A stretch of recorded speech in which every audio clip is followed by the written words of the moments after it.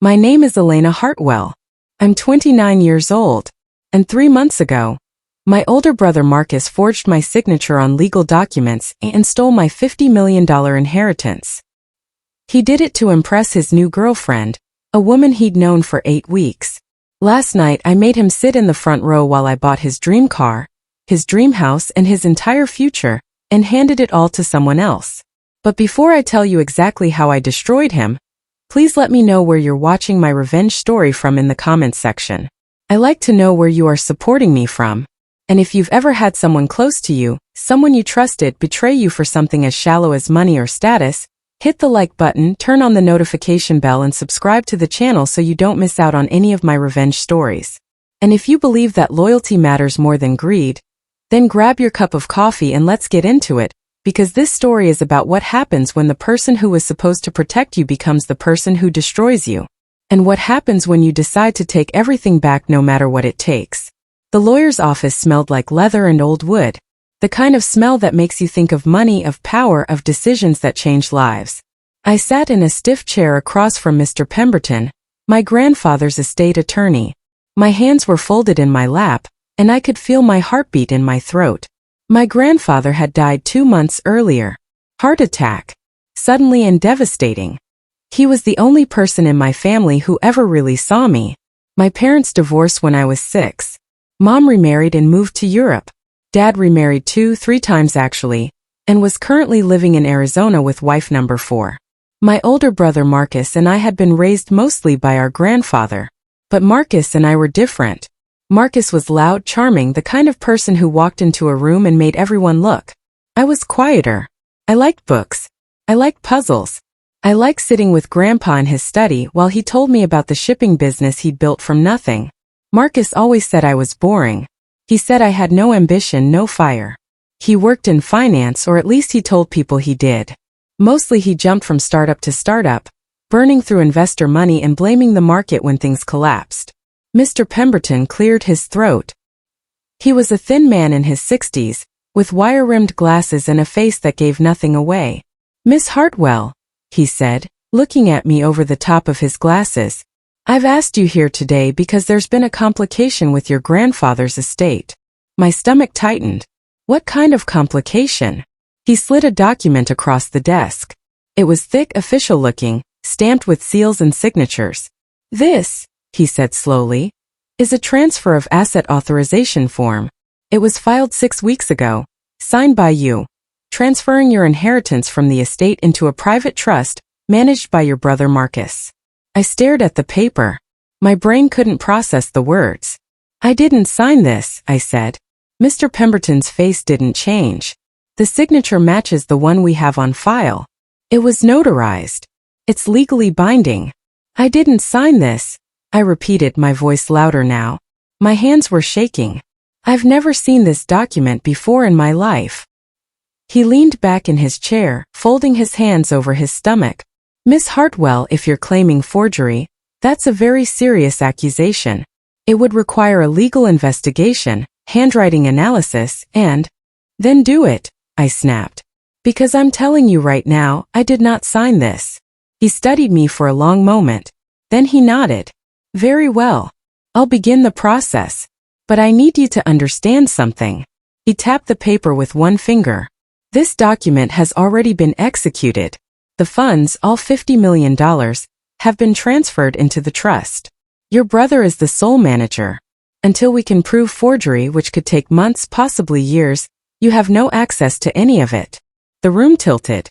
I gripped the edge of the desk to steady myself. "50 million, I whispered. "Yes.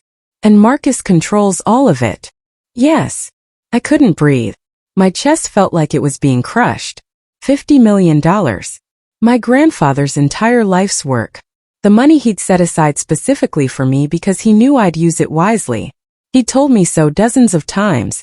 "Elena," he'd said the last time I saw him, his hand warm over mine, "you're the careful one. You're the one who thinks before you act. When I'm gone, I'm leaving everything to you. Not because I don't love your brother, but because I know you'll do the right thing." And now it is gone. Mr. Pemberton was still talking, something about filing motions and gathering evidence, but I couldn't hear him. All I could hear was the blood rushing in my ears. I stood up, my legs unsteady. I need to go, I said. Miss Hartwell, we should discuss. I need to go. I walked out of that office in a daze. The sunlight outside felt too bright and sharp. I got into my car, a 10-year-old Honda Civic that barely started half the time, and just sat there. My phone buzzed. A text from Marcus. Hey sis. Heard you met with Pemberton. Don't freak out. I'm managing the money for both of us. Trust me, this is better. I've got a solid investment plan. You'll thank me later. I stared at the message. Read it 3 times. Then I threw my phone onto the passenger seat and screamed.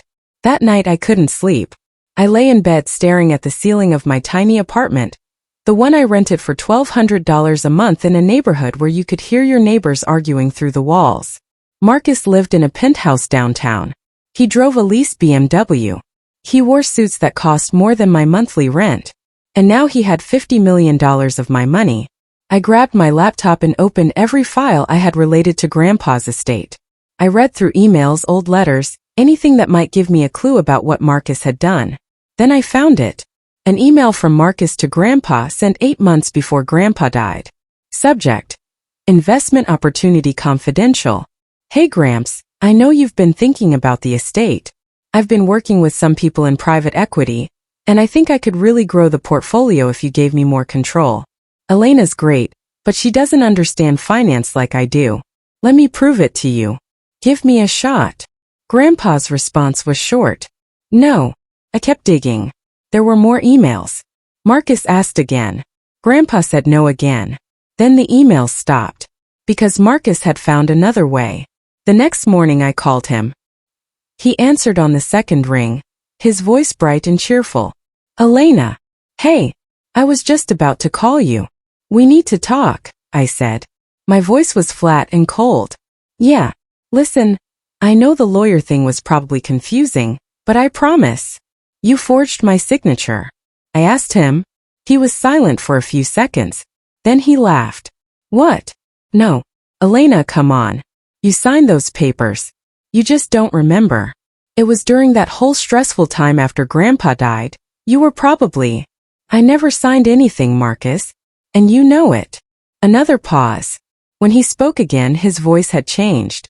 The fake cheerfulness was gone. Okay, listen. You're upset. I get it. But this is actually a good thing. I'm going to invest this money, grow it, and we'll both. There is no both, Marcus. It's my money. Grandpa left it to me. And I'm managing it for you. Without my permission. You don't understand how finance works, Elena. If I'd asked you, you would have just put it in some boring savings account. I'm actually going to. Give it back to me. That's what you are going to do, Marcus. He laughed again, but this time it was sharp and mean. It's in a trust. It's not that simple. Then make it simple. I can't. You mean you won't? I mean I can't. And honestly, Elena, maybe you should be thanking me instead of accusing me. I'm trying to help you. My hand tightened around the phone. Help me? You stole from me. I'm investing for both of us, he said, his voice rising now. You have no vision. No ambition. You've been living in that crappy apartment for 5 years, working at a nonprofit that pays you $30,000 a year. You're wasting your life. I'm trying to build something. With my money. With our money. Grandpa's money. Our family money. Grandpa left it to me, Marcus. Just me. There was a long silence. When he spoke again, his voice was cold.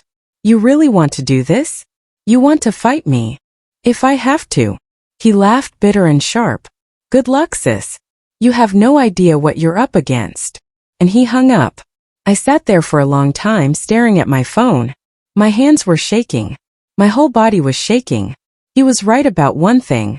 I didn't know what I was up against. But I was about to find out. The first lawyer I called told me it would cost $20,000 just to start the case. I didn't have $20,000. I had about $3,000 in my savings account and a credit card that was already maxed out from car repairs. The second lawyer said the same thing. So did the third. Forgery cases are complicated. One of them explained over the phone. You need forensic handwriting analysis, expert witnesses, depositions. And even if you prove it was forged, your brother could claim you gave verbal authorization. It becomes a he said she said situation. These things can drag on for years. I don't have years, I said. Then I'd suggest you try to settle with your brother privately. I hung up. That night I did something I never thought I'd do. I called my father. He answered on the fifth ring, his voice foggy with sleep. Elena? It's 2 a.m. What's wrong? Marcus stole my inheritance, I said. The words came out flat, exhausted. There was a pause. What are you talking about? I explained everything. The forged signature. The transferred funds. The trust Marcus controlled. When I finished, my father sighed. Elena, are you sure you didn't sign something and just forget? You were pretty emotional after Dad died. My chest tightened. I didn't forget. He forged it. That's a serious accusation. It's the truth. Another sigh. Look, Marcus has always been the business-minded one. Maybe he's just trying to help. Maybe you should. Dad, he stole $50 million from me. I know it feels that way. It doesn't feel that way. It is that way. Silence. Then quietly, I can't get involved in this, Elena. This is between you and your brother. I'm sorry. And he hung up. I stared at my phone, my vision blurring with tears. Even my own father didn't believe me. I stopped sleeping. I'd lie awake at night staring at the ceiling, my mind spinning in circles. I kept thinking about Grandpa. About the way he'd smile when I'd visit him. The way he'd ruffle my hair and call me his little strategist. You've got a good head on your shoulders, Elena, he'd say. You think before you act. That's rare. I thought about the last conversation we'd had 2 weeks before he died. We'd been sitting in his study, the fire crackling in the fireplace, the smell of his pipe tobacco hanging in the air. I'm leaving everything to you, he'd said suddenly, out of nowhere. I'd looked up from my book, surprised. What? The estate. The money. All of it. I'm leaving it to you. Grandpa, you don't have to. I want to, he said firmly. Marcus. He's got a good heart, but he's reckless. He doesn't think things through. You do. I trust you to use it wisely. I'd felt a warmth spread through my chest then, a sense of being seen, of being valued. I won't let you down, I'd promised. And now I have. 2 weeks after the meeting with Mr. Pemberton, I got a call from an unknown number. Miss Hartwell, a woman's voice said. Yes. My name is Angela Chun. I'm a forensic document analyst. Mr. Pemberton hired me to examine the transfer form your brother submitted. My heart started pounding. And I've completed my analysis. I compared the signature on the transfer form to known samples of your handwriting. Miss Hartwell, I'm 99% certain that the signature is a forgery.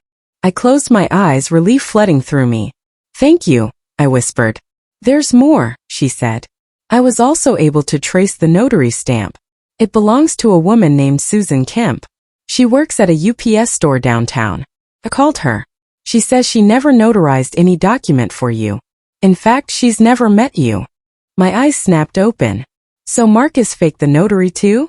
It appears so. I've documented everything in my report.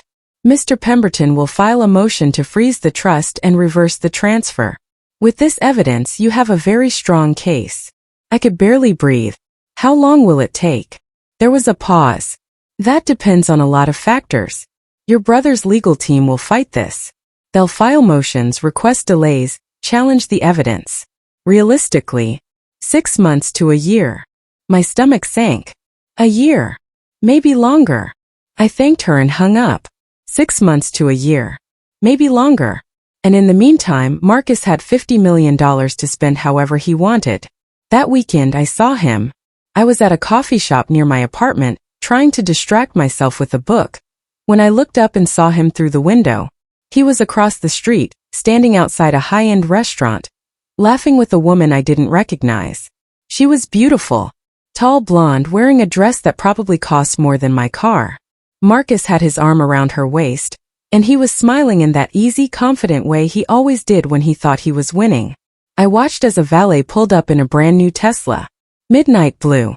Sleek and expensive.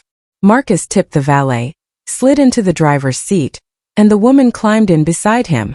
They drove off, still laughing. I sat there, my coffee going cold in my hands, and I felt something shift inside me. It wasn't sadness anymore. It was rage. That night I started digging. I created a fake social media account and followed Marcus. I followed the blonde woman too. Her name was Sienna Blake. According to her Instagram, she was a lifestyle influencer with 200,000 followers. Her feed was full of designer handbags, exotic vacations, and photos of her posing in front of expensive cars. Marcus had only started dating her 2 months ago, right around the time he'd stolen my inheritance. I scrolled through her posts, my jaw tightening with every image.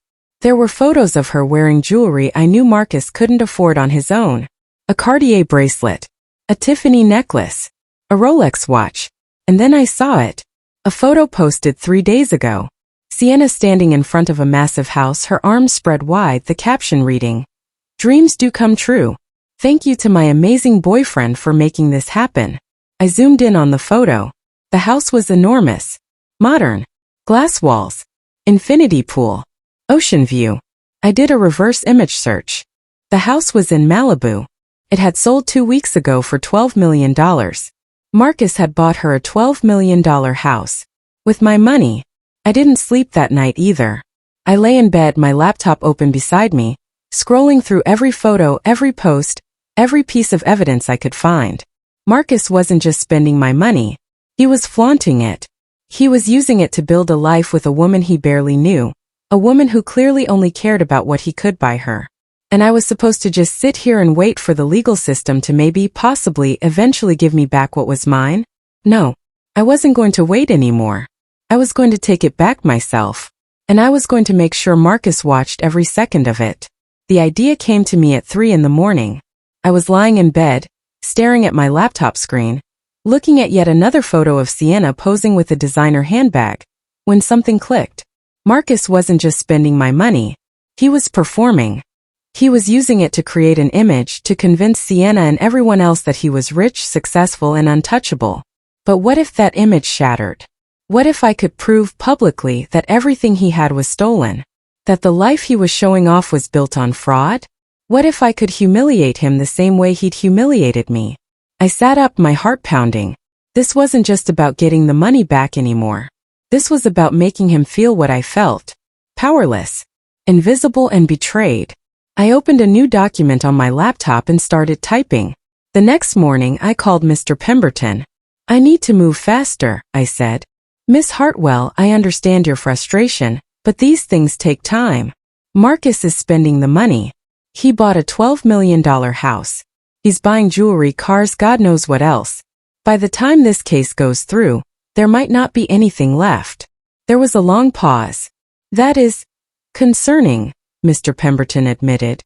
"But legally, until we can prove fraud and get a court order, there's nothing we can do to stop him. What if we didn't go through the courts? I'm sorry. What if we handled this privately?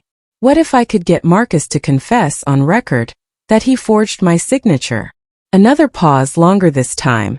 "Miss Hartwell, if you're suggesting some kind of entrapment, I strongly advise against it. Anything obtained illegally won't hold up in court." "I'm not talking about anything illegal," I said. "I'm talking about a conversation between siblings, recorded with his knowledge." That wasn't entirely true. But Mr. Pemberton didn't need to know that. "Even so," he said carefully, "I'm not sure what you think you can accomplish. Just trust me," I said. "And in the meantime, keep moving forward with the forensic analysis. I want everything ready the second I get what I need." I hung up before he could argue. I spent the next week planning. I researched recording laws. I studied Marcus's schedule. I tracked his social media, Sienna's social media, everything. I learned that Marcus had been bragging, not just to Sienna but to everyone. He'd posted photos of the Tesla, the Malibu house, a yacht he'd rented for a weekend. He was throwing parties, attending galas, playing the part of a successful entrepreneur. And everyone believed him. But I knew the truth. And soon everyone else would too. The opportunity came 2 weeks later. Marcus posted on Instagram about a charity gala he was attending. Black tie. Exclusive. Tickets were $5,000 each. I sold everything I owned of value. My laptop. My TV. My grandmother's pearl necklace. I scraped together just enough. And I bought a ticket. The night of the gala, I stood in front of my bathroom mirror, barely recognizing myself. I'd borrowed a dress from a friend, a simple black gown that fit well enough. I'd done my makeup carefully, my hands shaking the entire time. I looked different, older and harder. I arrived at the hotel where the gala was being held and walked through the massive glass doors into a world I didn't belong to. Crystal chandeliers, marble floors, people in tuxedos and gowns holding champagne glasses, laughing in that easy, careless way that only comes with money. I felt like an imposter, but I forced myself to keep walking. And then I saw him. Marcus was standing near the bar, one arm around Sienna's waist. She was wearing a red dress that probably cost more than my rent for 6 months. He was laughing at something someone said, his head thrown back, his whole body radiating confidence. I waited until Sienna stepped away to talk to someone else. Then I walked up to him. Marcus. He turned, the smile still on his face. Then he saw me and the smile faltered. Elena. His voice was cautious. What are you doing here? I needed to talk to you. He glanced around, clearly uncomfortable. This isn't really the time. It'll only take a minute.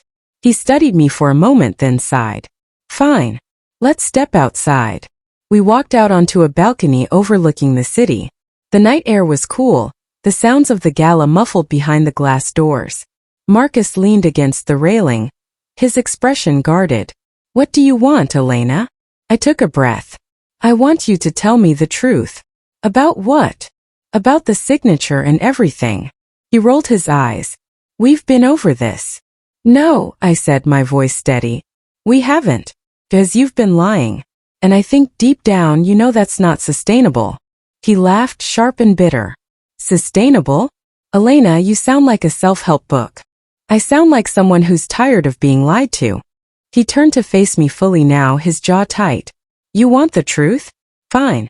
Yes, I forged your signature. Yes, I moved the money into a trust one control. And yes, I did it because you would have wasted it. My heart stopped. Say that again, I asked him. You heard me. I forged your signature. And I'd do it again.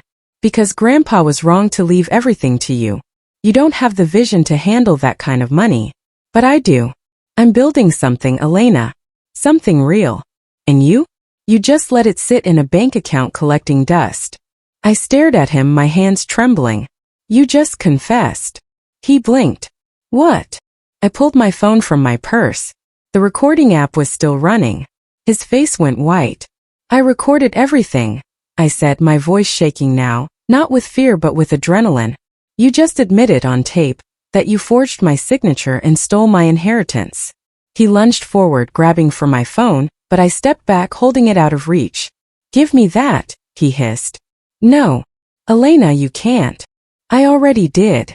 For the first time since this whole nightmare started, I saw fear in his eyes. Real fear. You don't understand what you're doing, he said, his voice low and dangerous. If you use that recording, you'll destroy me. Good, I said. Elena, please. His voice cracked. Please. I'm your brother. We're family. You stopped being my family the second you stole from me. I turned and walked away, my heart pounding so hard I thought it might burst out of my chest. Behind me, I heard him shout my name. But I didn't look back. I sent the recording to Mr. Pemberton that night. He called me within an hour. Miss Hartwell, this is extraordinary. Will it hold up? Absolutely. With this confession, combined with the forensic analysis, we can file an emergency motion to freeze the trust immediately. I'll have the paperwork ready by tomorrow morning. I closed my eyes, relief flooding through me. Thank you. There's one more thing, he said. With evidence this strong, your brother could face criminal charges. Forgery and fraud. This isn't just a civil matter anymore. I thought about Marcus's face on that balcony, the fear in his eyes. Good, I said again. The motion was filed the next day. By the end of the week, the trust was frozen. Marcus couldn't touch a single dollar. And that's when the real fun began. The first thing I did was call a press conference. Mr. Pemberton thought I was insane. Miss Hartwell, I strongly advise against this. The case is already moving forward. You don't need to. I want people to know, I said.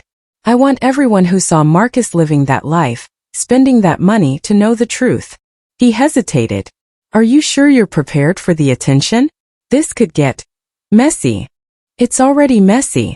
He sighed. Very well. I'll arrange it. The press conference was held in a small hotel conference room. I'd expected maybe a handful of local reporters. Instead, the room was packed. Apparently, the story of a man stealing $50 million from his sister to impress his influential girlfriend was too good to pass up. I sat at a table with Mr. Pemberton beside me, facing a sea of cameras and recording devices. The lights were blinding. My hands were shaking so badly, I had to clasp them together under the table. Mr. Pemberton spoke first, outlining the basic facts of the case. Then he turned to me. Miss Hartwell would like to make a statement. I leaned forward toward the microphone. My voice came out steadier than I expected.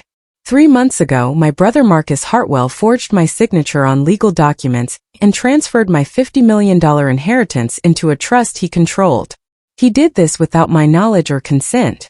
He used that money to buy houses, cars, jewelry, and to fund a lifestyle that was never his to live. I paused, looking directly into the cameras. Yesterday, my brother confessed to the forgery. That confession has been provided to the authorities. As of this morning, the trust has been frozen, and I am in the process of reclaiming what was stolen from me. A reporter raised her hand. Miss Hartwell, what do you plan to do with the money once you get it back? I smiled, small and cold. I plan to spend it. Every single dollar. And I'm going to make sure my brother watches. The story went viral within hours. By the next morning, it was everywhere. News sites, social media, talk shows. Everyone had an opinion. Some people were on my side. Others thought I was being vindictive. But everyone was talking about it. And Marcus was in hiding. Sienna, on the other hand, had a lot to say. She posted a tearful video on Instagram, claiming she'd had no idea Marcus's money was stolen, that she was a victim too, that she'd been manipulated. The comments section tore her apart. Within a week, she deleted all the photos of Marcus from her feed. By the end of the month, she'd moved out of the Malibu house and was dating a tech CEO in San Francisco. Marcus, meanwhile, was facing criminal charges. Forgery and fraud. Identity theft. His lawyer was fighting to keep him out of jail, but it wasn't looking good. And me? I was finally getting my money back. The day the funds were officially returned to me, I sat in Mr. Pemberton's office and watched the numbers appear in my bank account. $50 million. It felt surreal. Like it wasn't real. Like it would disappear if I blinked. But it didn't. Mr. Pemberton smiled. Congratulations, Miss Hartwell. It's over. But it wasn't over. Not yet. I did exactly what I said I would. I spent the money. Not recklessly. Not wastefully. But deliberately and publicly. First, I bought a house. Not just any house.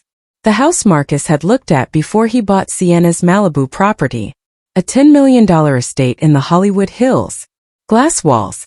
Infinity pool. Ocean view. I made sure he knew about it. I had my lawyer send him photos. Then I bought a car. The exact model Tesla Marcus had been driving. Except mine was custom. Matte black. I parked it outside his apartment building and left a note on the windshield. Thanks for the inspiration. Then I started a foundation. The Hartwell Foundation for Financial Literacy. Its mission: to help people protect themselves from financial abuse and fraud. The irony wasn't lost on anyone. Every donation I made, every event I hosted, every interview I gave, I made sure Marcus saw it. I made sure he knew that the life he tried to steal was being lived by me now. Correctly and meaningfully. And it was destroying him. 6 months later, Marcus was sentenced to 3 years in prison. I didn't go to the sentencing, but I read about it online. His lawyer had tried to argue for leniency, claiming Marcus had been under financial stress, that he'd made a mistake, that he was remorseful. The judge didn't buy it. Mr. Hartwell, the judge had said, you didn't just steal money. You stole from your own sister. You betrayed the trust of your family and your late grandfather. You forged documents, lied under oath, and showed no remorse until you were caught. This court finds your actions reprehensible. 3 years. It wasn't enough. But it was something. A year after everything happened, I went to visit Grandpa's grave. It was a quiet morning. The cemetery was empty except for a groundskeeper trimming hedges in the distance. I stood in front of his headstone, reading his name over and over. "I kept my promise," I said quietly. "I didn't let you down." The wind rustled through the trees, carrying the scent of fresh-cut grass. I thought about everything that had happened. The theft, the betrayal, the fight to get it back and the revenge. And I realized something. I wasn't angry anymore. Marcus had tried to take everything from me. My inheritance, my future and my dignity. But he'd failed. Because money didn't define me. It never had. What defined me was what I did with it. How I used it and the choices I made. And I'd made good ones. That night, I sat on the balcony of my new house, looking out at the city lights below. My phone buzzed. A message from an unknown number. "I'm sorry." It was Marcus. I stared at the message for a long time. Then I deleted it. Some apologies come too late. People ask me now if I regret how I handled things. If I think I went too far. If I should have just forgiven him and moved on. My answer is always the same. No. Because forgiveness isn't about letting someone off the hook. It's about freeing yourself from the weight of their actions. And I'm free now. Marcus isn't. He's sitting in a prison cell, living with the consequences of what he did. And when he gets out, he'll spend the rest of his life knowing that the sister he underestimated, the sister he thought he could steal from and discard, was the one who brought him down. That's not revenge. That's justice. The foundation is thriving now. We've helped over 5,000 people protect their assets from fraud and abuse. We've funded financial literacy programs in underserved communities. We've made a real difference. And every time I sign a check, every time I meet someone whose life has been changed by the work we're doing, I think of Grandpa. He believed in me. He trusted me. And I made sure that trust wasn't wasted. If this story meant something to you, if you've ever been betrayed by someone you trusted, if you've ever had to fight to take back what was yours, drop a comment below. Tell me your story, I like to know. And if you believe that justice matters, that loyalty matters, that families should protect each other and not destroy each other, hit that subscribe button. Because this world needs more people who fight back. More people who refuse to be victims, and more people who know their worth and refuse to settle for less. Thank you for listening. And remember, the best revenge isn't cruelty. It's becoming everything they said you couldn't be.